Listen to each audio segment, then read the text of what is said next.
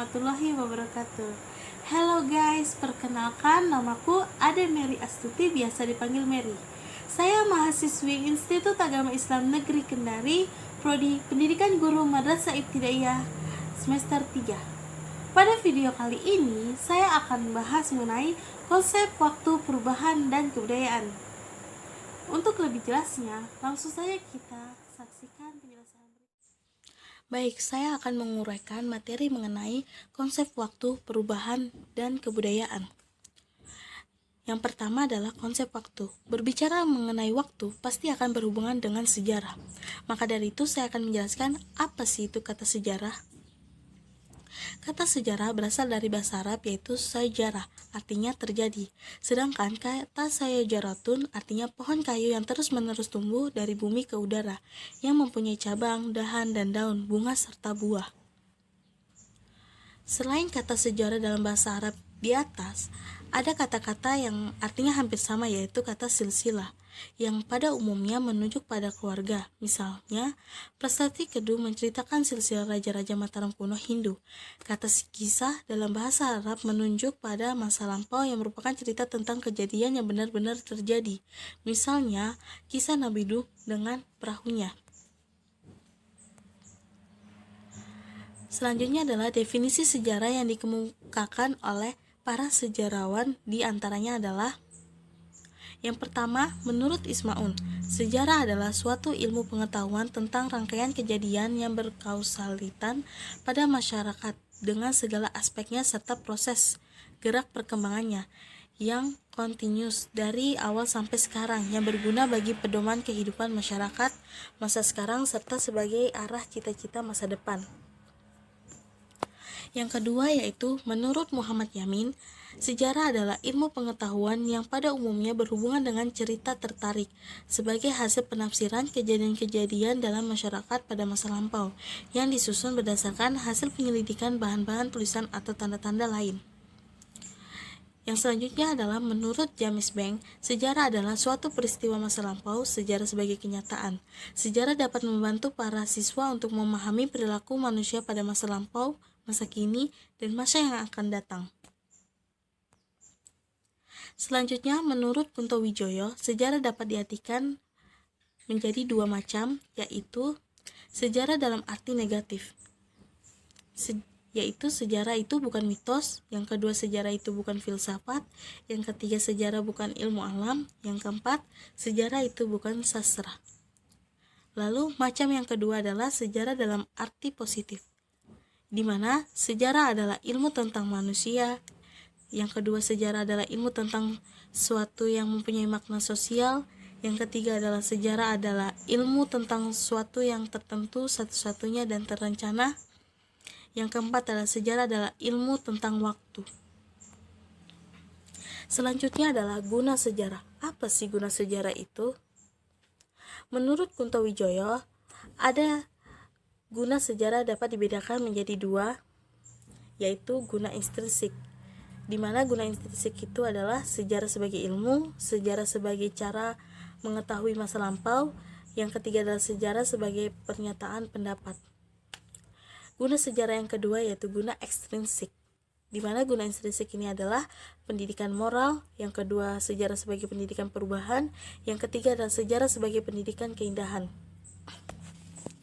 Saya akan menjelaskan satu-satu maksud dari guna sejarah tersebut. Yang pertama adalah guna intrinsik. Sejarah sebagai ilmu. Sejarah adalah ilmu yang terbuka, artinya siapa saja dapat mengaku sebagai sejarawan secara sah asal hasilnya dapat dipertanggungjawabkan sebagai ilmu. Keterbukaan itu diperkuat dengan adanya kenyataan bahwa sejarah menggunakan bahasa sehari-hari, tidak menggunakan istilah-istilah teknis. Yang kedua adalah sejarah sebagai cara mengetahui masa lampau. Bersama dengan mitos, sejarah adalah cara untuk mengetahui masa lampau. Bangsa yang belum mengenal tulisan mengandalkan mitos, dan bangsa yang sudah mengenal tulisan biasanya mengandalkan sejarah. Yang ketiga adalah sejarah sebagai pernyataan pendapat. Banyak penulis sejarah yang menggunakan ilmunya untuk menyatakan pendapat. Misalnya, di Amerika Serikat ada dua aliran yang sama-sama menggunakan sejarah untuk menyatakan pendapat, yaitu konsensus dan konflik. Selanjutnya adalah guna sejarah yang kedua, yaitu guna ekstrinsik. Pendidikan moral. Jika pendidikan moral harus berbicara tentang benar dan salah, dan sastra hanya tergantung pada imajinasi pengarang, maka sejarah harus berbicara dengan fakta. Fakta sangat penting dalam sejarah. Tanpa fakta tidak boleh bersuara. Yang dimaksud di sini adalah seseorang dapat bersuara atau berbicara kebenaran apabila sudah ada fakta yang terbukti benar. Yang kedua adalah sejarah sebagai pendidikan perubahan. Pendidikan perubahan diperlukan oleh para politisi, ormas-ormas, usaha-usaha, bahkan pribadi-pribadi. Dalam era global sekarang ini tidak ada yang lebih cepat daripada perubahan. Yang ketiga adalah sejarah sebagai pendidikan keindahan.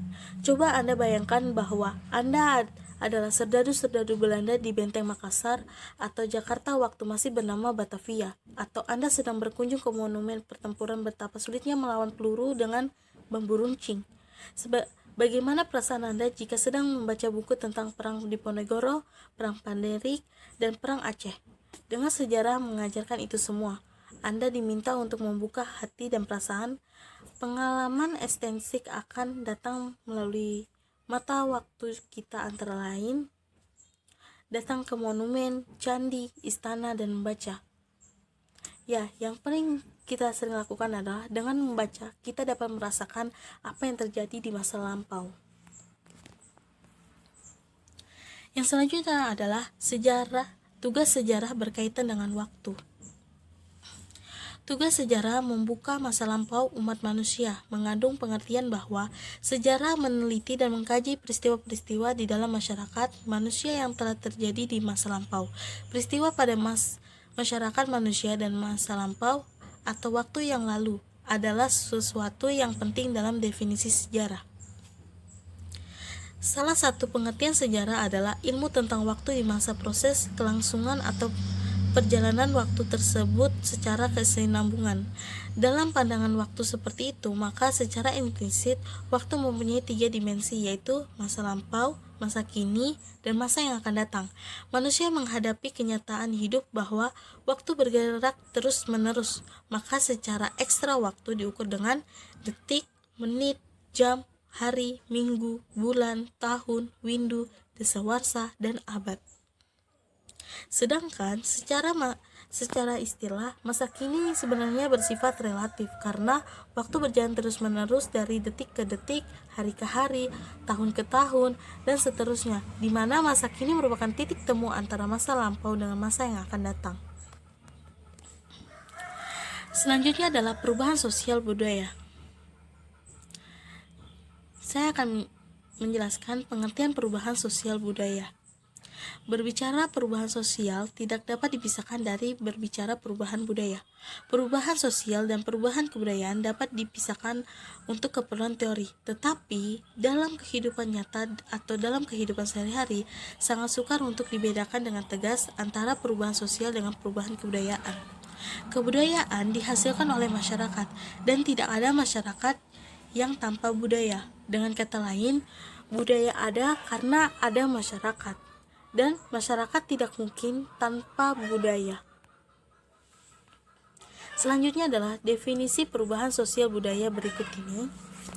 Yang pertama, menurut Kingsley Davis, perubahan sosial merupakan bagian dari perubahan kebudayaan.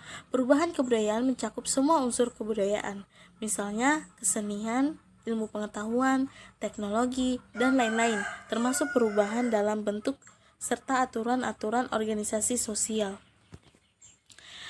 Definisi yang kedua menurut Taylor mengemukakan bahwa kebudayaan adalah suatu kompleks yang mencakup pengetahuan, kepercayaan, kesenian, norma, hukum, adat istiadat, serta kebiasaan dari manusia sebagai warga masyarakat. Perubahan kebudayaan adalah setiap perubahan dari semua unsur kebudayaan tersebut. Definisi yang ketiga adalah menurut Gilin dan Gilin, mengatakan bahwa perubahan sosial budaya merupakan variasi dari cara-cara hidup yang telah diterima baik karena perubahan kondisi geografis, kebudayaan, komposisi penduduk, ideologi, difusi, atau penemuan-penemuan baru dalam masyarakat. Definisi yang keempat adalah menurut Selo Sumarjan. Perubahan sosial budaya adalah segala perubahan pada lembaga-lembaga kemasyarakatan di dalam suatu masyarakat yang mempengaruhi sistem sosialnya, termasuk di dalam nilai-nilai sikap dan pola perilaku di antara kelompok-kelompok dalam masyarakat. Selanjutnya adalah faktor-faktor yang menyebabkan perubahan sosial budaya. Yang pertama adalah faktor internal. Bertambah dan berkurangnya penduduk.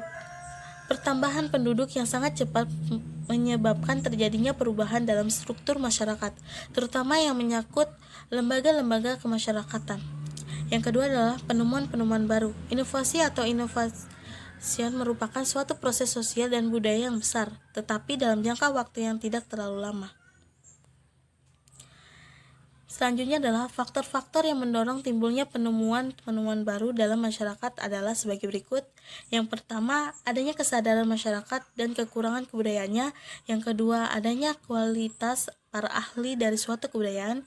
Yang ketiga, adanya perangsang bagi kegiatan-kegiatan penciptaan dalam masyarakat. Yang keempat, pengaruh unsur-unsur budaya luar yang lebih bermanfaat bagi kehidupan masyarakat. Yang kelima adalah adanya lembaga atau organisasi sosial yang mendorong ke arah penemuan baru tersebut. Selanjutnya adalah pertentangan konflik dalam masyarakat. Pertentangan konflik dalam nilai-nilai dan norma-norma politis, etnis, dan agama dapat menimbulkan perubahan sosial budaya yang luas. Pertentangan individu terhadap nilai-nilai dan norma-norma serta istiadat yang telah berjalan lama akan menimbulkan perubahan apabila individu-individu tersebut beralih dari nilai, norma, dan adat istiadat yang telah diikuti selama ini. Selanjutnya adalah faktor eksternal. Perubahan sosial budaya dapat pula disebabkan oleh faktor-faktor yang berasal dari luar masyarakat, yaitu lingkungan fisik, adanya bencana alam seperti gempa bumi, angin topan, banjir besar, tanah longsor, dan lain-lainnya. Yang kedua adalah peperangan. Peperangan yang terjadi antara satu masyarakat atau negara dengan masyarakat lain menimbulkan berbagai dampak, seperti dampak yang ditimbulkan oleh adanya pemberontakan dan pertentangan. Negara yang menang biasanya akan memaksa negara yang takluk untuk menerima kebudayaan yang dianggap kebudayaan lebih tinggi tarafnya.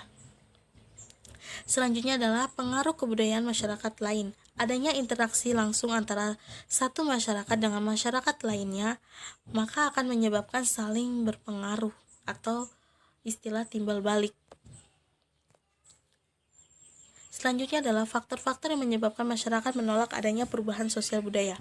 Masyarakat merasa ragu-ragu atau curiga terhadap sesuatu hal yang baru dianggap sebagai sesuatu hal yang bersifat negatif. Adanya pandangan seperti ini muncul dalam perilaku menolak langsung atau menolak terlebih dahulu sambil mempelajari untuk kemudian menerima atau menolak. Jadi, orang yang menolak ini adalah orang yang mencari tahu dulu kebenaran kebudayaan tersebut. Selanjutnya adalah konsep kebudayaan. Pengertian kebudayaan. Kata kebudayaan berasal dari kata Sanskerta atau budaya, yaitu bentuk jamak dari kata buddhi yang berarti budi atau akal. Dengan demikian, secara sederhana, kebudayaan dapat diartikan hal-hal yang bersangkutan dengan akal.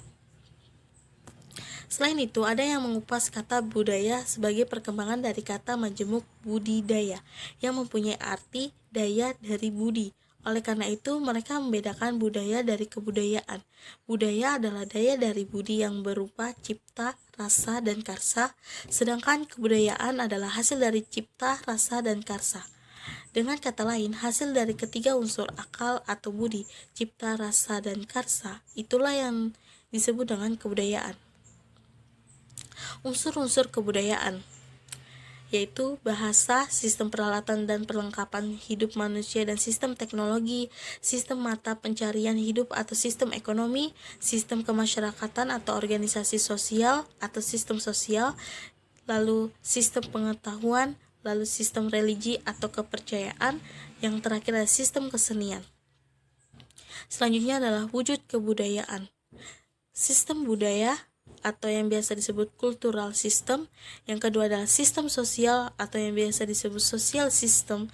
Yang terakhir adalah perubahan kebudayaan fisik. Ya, itulah tadi penjelasan mengenai konsep waktu, perubahan, dan kebudayaan. Mungkin itu saja yang dapat saya uraikan mengenai materi konsep waktu, perubahan, dan kebudayaan. Kurang dan lebihnya mohon dimaafkan, dan jika ada salah kata mohon dimaklumi. Wabillahi taufiq walhidayah. Wassalamualaikum warahmatullahi wabarakatuh.